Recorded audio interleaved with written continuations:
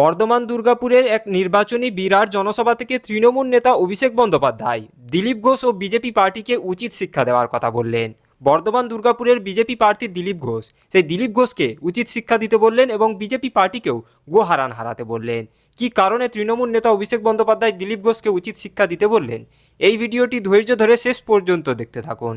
এবং এই যে নির্বাচন, আগামী পরশুদিন যে ভোট 13ই মে চতুর্থ দফায় নির্বাচন, এই নির্বাচনে বিজেপি এমন একজনকে আপনাদের এখানে প্রার্থী করে পাঠিয়েছে যে মায়েদের, বাংলার নারীদের সম্মান করতে জানে না, যে কথায় কথায় বাংলার মানুষকে ধমকে চমকে দিল্লির নেতাদের কাছে নাম্বার বাড়ানোর চেষ্টা করে।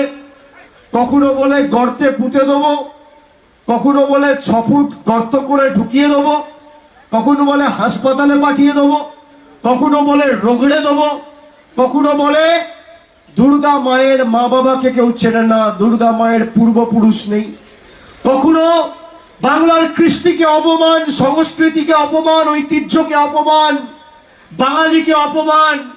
আর তার নেতা ভারতবর্ষের প্রধানমন্ত্রী বাঙালি মাছ খায় বলে ব্যঙ্গ বিদ্রুপ করেছে। আগামী 13 তারিখ শুধুমাত্র তৃণমূল প্রার্থীকে জেতানোর ভোট নয়, যারা 10 বছর ধরে কেন্দ্রের সরকারের ক্ষমতায়, এই পূর্ব বর্ধমান জেলা বাংলার শস্য ভান্ডার, এখানে কৃষকদের কোনো আর্থিক সাহায্য, সহযোগিতা, সহায়তার হাত তো এই সরকার বাড়ায়নি। উপরন্তু সারের দাম, পটাশের দাম, ইউরিয়ার দাম বাড়িয়ে কৃষকদের জীবন দুর্বিষহ করে দিয়েছে এই মোদী সরকার।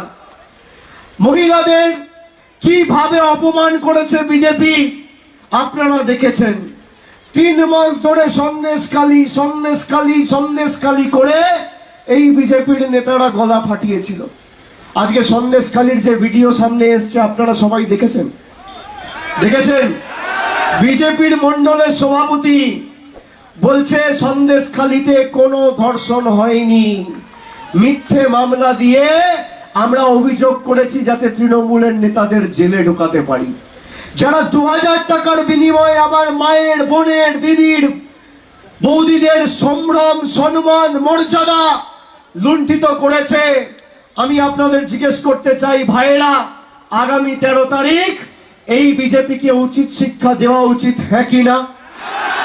যারা আমাদের লক্ষ্মীর ভান্ডারের টাকা বন্ধ করতে চায় তাদের উচিত শিক্ষা দেবেন, হ্যাঁ কি না? যারা আমাদের 100 দিনের টাকা বন্ধ করতে চায় তাদের উচিত শিক্ষা দেবেন, হ্যাঁ কি না? যারা গরিব মানুষের আবাসের টাকা বন্ধ করেছে তাদের উচিত শিক্ষা দেবেন, হ্যাঁ কি না?